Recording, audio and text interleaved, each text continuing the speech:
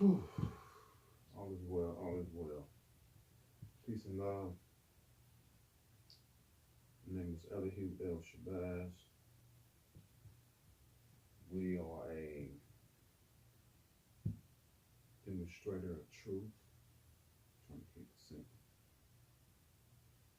Um, I am about upliftment of fallen humanity. I'm a true believer in unity, one love, salvation or our salvation.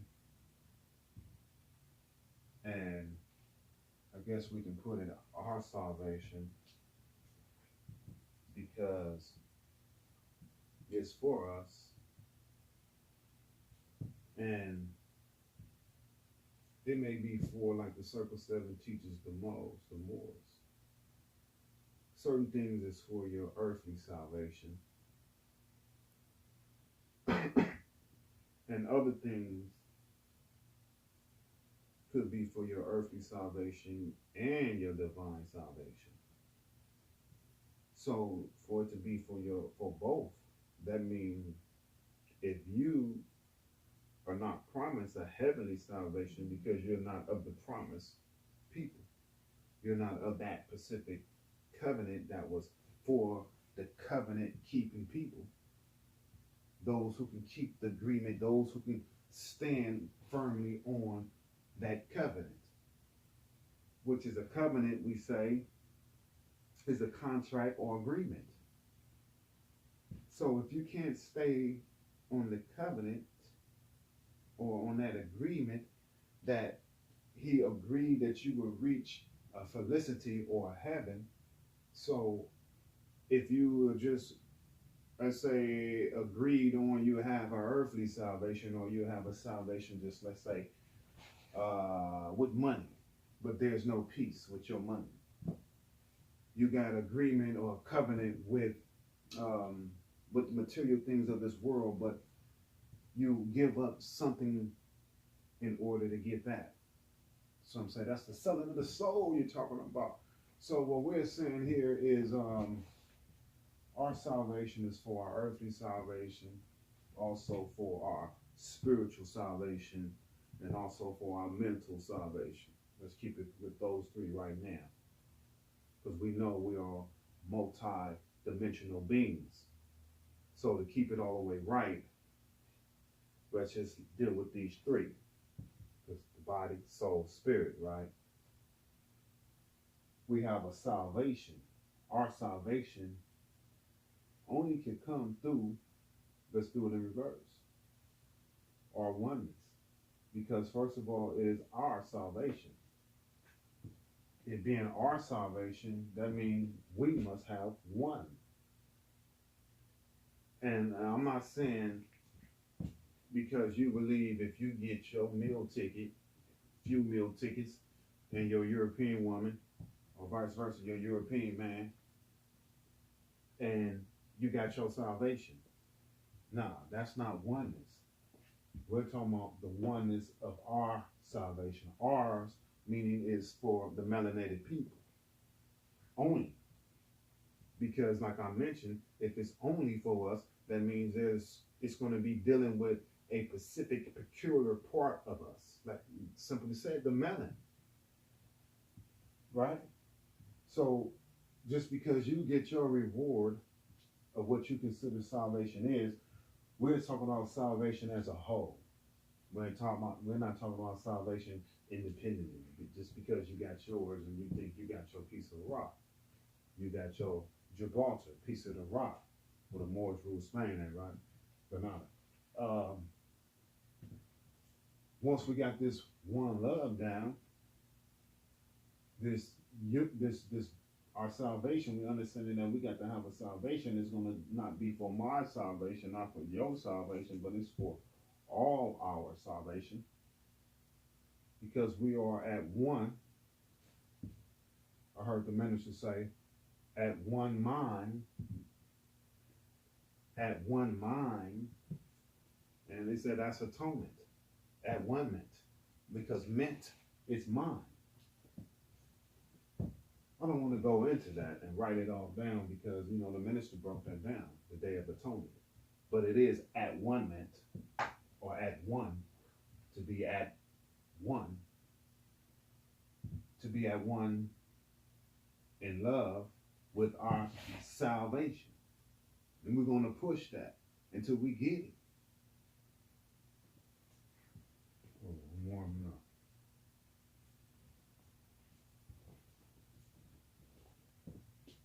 We got this oneness, and the oneness should bring us to unity. That oneness should bring us to unity. Now, I did it in that reverse. You know, people, we write from, we're used to writing from, you know, left to right. But I started it from here, from right to left. So this oneness, which was going to link us to unity, because unity, you and I, you and I, you and I are the beginning of love or oneness. You and I are the beginning. Beginning of what? Matter of fact, if you look up this T, it says beginning, a starting. So by the dictionary. So you and I, T, you and I are the beginning of what? Of the oneness of love for our salvation. This is where we at with it. So it's easier, we would say, to say it than done. So how do we, first of all, how do we unify? That's why I started at salvation, to give us a bigger picture that what we headed to, of course. But now, where did this unity come from? How did this unity all of a sudden pop up? When we deal with a cultural revolution, when we deal with a cultural revolution, in a sense, is a real revolution too, because instantly today, for Africans, we can unify tomorrow if we but came to the conclusion like, dang, this is the culture that we about to push. This is our culture. This is the best culture that we can push and get to the next destination.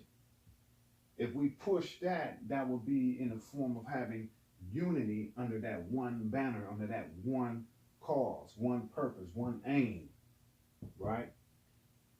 So we bring unity by the way of our matriarch system, of our foremothers, who we believe that brought the solution to confusion then. Now, we can look at it, we can apply this to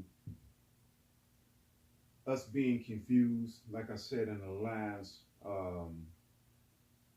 lecture that I gave, that we can take these principles and we can utilize these principles to stop the confusion of all these different people who say they right and these people wrong. We can say this is what confusion, because we're still not at one. We still have no aim, no purpose. So when they say, yeah, we do, I differ with that, because our purpose is trying to uplift our brothers and sisters. It's trying to bring us back together. So I said that because we have no unity, and by having no unity, but we still in the midst of each other, it's confusion. It breeds confusion. So the goddess Mayat, she brought about principles in order to govern our homes, our towns, our tribes, to the fact, our nation, to our country. when we research on it, right? So out of confusion came order. The order would be the principles that which we stand on and seriously stand on. Again, I represent the Almighty. We try to stand firm on this blackness, but we say we 360 degrees with this blackness, right over left, feet in a 45-degree angle. We say we represent blackness 360 degrees, so I'm saying I represent the black stone. A stone is 490-degree angles. So not only do I say I represent the black stone, I represent the black stone nation. The nation fly the red flag with a 5-point green star. These 5 principles that it speaks about, it also speaks about as a part of where it reflects the principles of Miyat. Should I say it like that? I got to be careful with the words that I'm dropping. Trying to make sure, like the prophet said, make sure your words are spirit. Right? He said all the words that I speak is spirit and have meaning to it, right? Different meaning to it than we think. So love, truth, peace, freedom, and justice, which I wrote down in the last lecture. That's love, truth, peace, freedom, and justice, is these principles that comes from this flag, a red flag with a 5-point green star, the Moorish flag. And I'm using Moorish because the prophet said it too, but he said it right exact, because Moorish is to simplify that there's going to be a lot of development with the Moors. And a lot of it is going to be brought from Africa. And this is the Circle 7. So Noble Drali didn't have nothing against Africans or calling yourself an African on that level, but we are Moors as well. So the point I'm saying with the black stone having the Moorish flag, that links to these principles, that shows us that by having these principles, we conduct ourselves according to these principles. We conduct ourselves according to these divine principles, because when I'm saying divine, now you understand when I'm saying divine, because it traces back to the gods. Okay? The goddess Mayat. So that's what makes it divine. So when we say, I still don't believe in the divinities type of things, I don't believe in the God aspect of it, this is why I'm going to this love. Because if I don't go there all the way, you pretty much not going to comprehend why I'm using that principle of love, not only because of Mayat, because it is actually divine as well. It's a universal principle. It is a nurturing principle as well.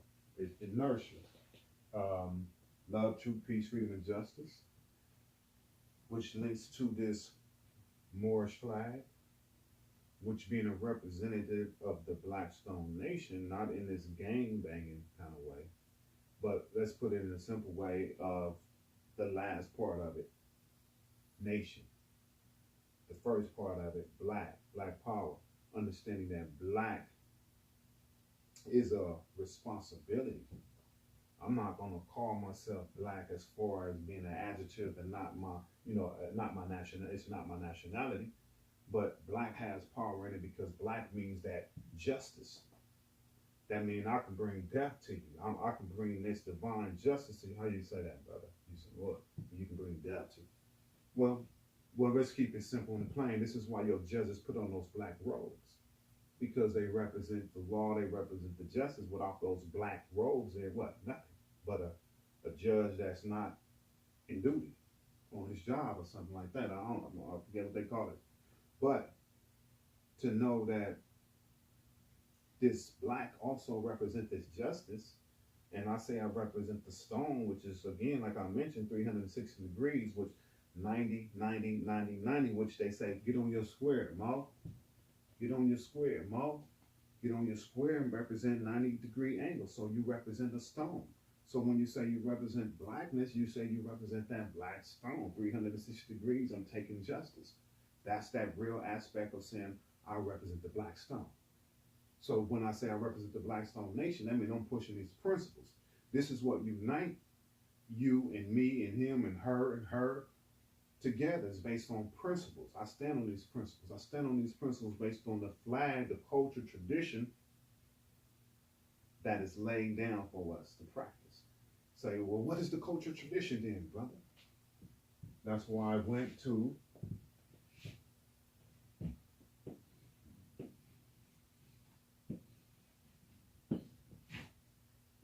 do it like this. That's why I went to that.